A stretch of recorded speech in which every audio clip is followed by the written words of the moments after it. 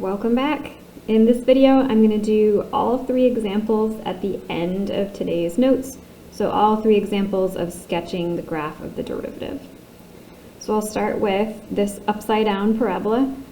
Sketching this guy's derivative will be not so different from the first example in this section because it's also a parabola, but of course our picture will be different in the end.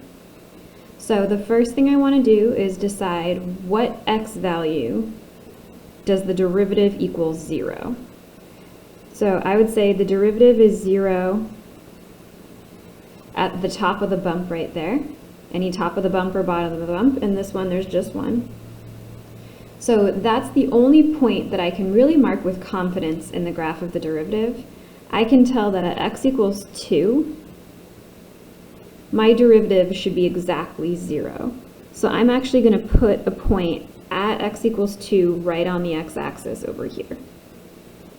Alright, so then that kind of chops my graph into 2 pieces. We have the piece on the left and the piece on the right. And we want to decide for each of those chunks, should my derivative be positive or negative, and kind of work from there. So I always like to just travel left to right and decide as I go. So I'll start on the far left and say, okay, as I go left to right, I'm increasing until I get here. So for that whole piece, my derivative should be positive, which means that to the left of x equals 2, all these x values, my derivative should be above the x-axis so that it literally has positive y values. So I'm going to be kind of up here. You could just kind of like draw a little stick of graph here instead of coloring in like I do, but I kind of want to just give you a general picture or a general idea before we actually sketch the picture. Okay, so then the other piece of my graph, after I go here at 0, now I'm decreasing.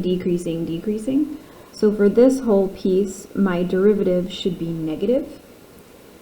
That means to the right over here, to the right of my f prime equals 0, I should have negative outputs. So it's going to graph literally below the x-axis, kind of down here. And there's nothing else to worry about here, so I'm not going to get really fancy. I'm actually just going to draw a graph that goes from up here, down through this point, and then down this way. Sort of like that. And of course, the operative word in these instructions is sketch. You might have a line that goes a little kind of tippier this way or tippier that way. As long as it's above over here, 0 here, and below down here, it's a perfectly fine sketch.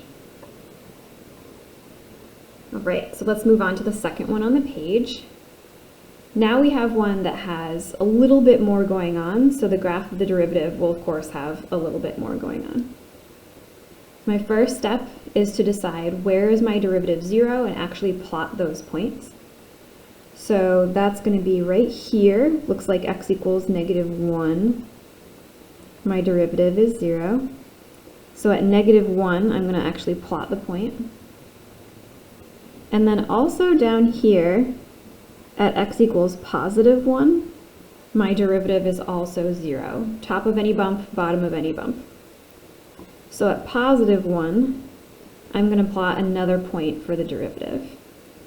And you can see that it chops this function up into 3 different pieces, right? So now I have to decide above or below the axis for this chunk, and then this one separately. All right, so if I start on the far left and start moving to the right, I'm increasing to here. So for this whole stretch to the left of -1, my derivative should be positive.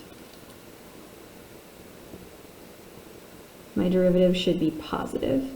So I need to graph something kind of up here for those x values, literally above the x-axis for positive outputs.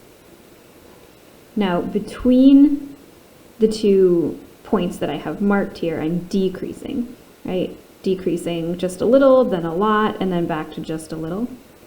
So for this whole stretch between -1 and 1, my derivative should be negative. So I want to plot it literally below the x-axis somewhere down there. And then finally, after this point, I'm increasing, increasing, increasing. So my derivative should be positive over there, which means in this picture, my derivative should be somewhere above the x-axis over here. So now we really shouldn't connect everything with straight lines the way we did in the last two problems, right? Because it clearly has to, dip down and then turn back around. So what I'm going to do instead is something sort of like a parabola,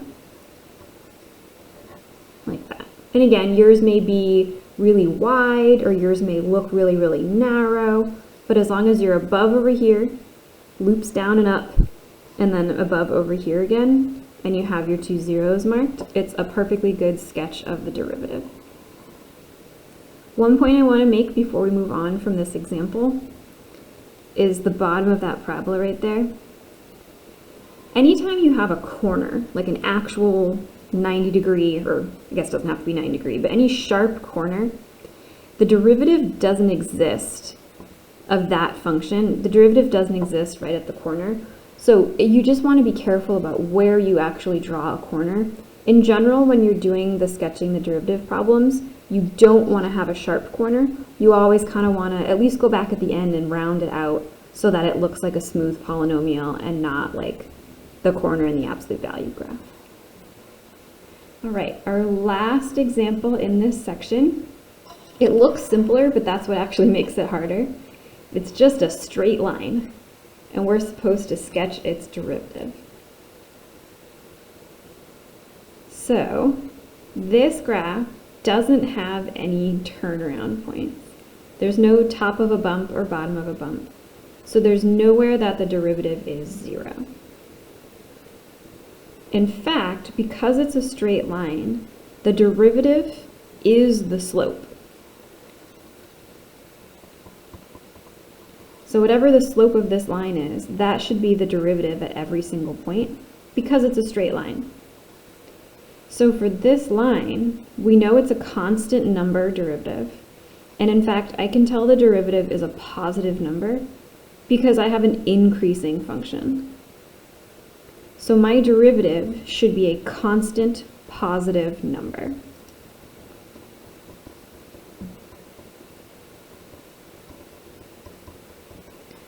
So all I can really do here is draw a constant function, so a horizontal line, that is some sort of, y equals a positive number. I don't even have the y-axis labeled here because I didn't here. We don't have enough information to put this in exactly the right spot. If everything were perfectly labeled, we could probably get pretty precise here. But in terms of a sketch, this is roughly what you want to have.